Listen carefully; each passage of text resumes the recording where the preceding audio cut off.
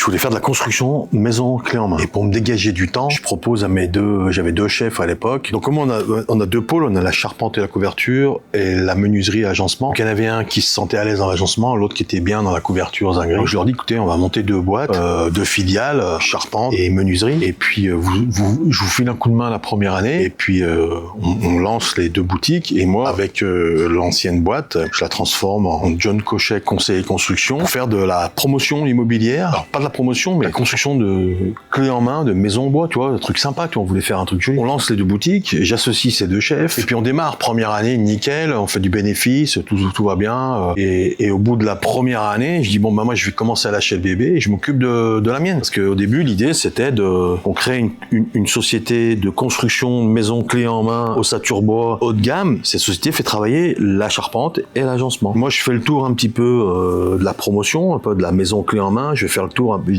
d'abord avant, je fais un peu l'espion, je vais avoir des copains, j'ai des clients qui font de la promotion, et là je m'aperçois que c'est assez compliqué quand même, la maison clé en main, les banques, bon, c'est chaud, enfin du cash, faut avoir des garanties, faut des assurances, puis surtout faut avoir du cash, une grosse enveloppe de cash pour lancer un premier projet, parce que les projets, ça démarre pas comme ça en fin de compte, c'est pas aussi simple que ça le paraît. Donc je m'aperçois que c'est un peu compliqué, donc je commence un peu à être un peu réticent.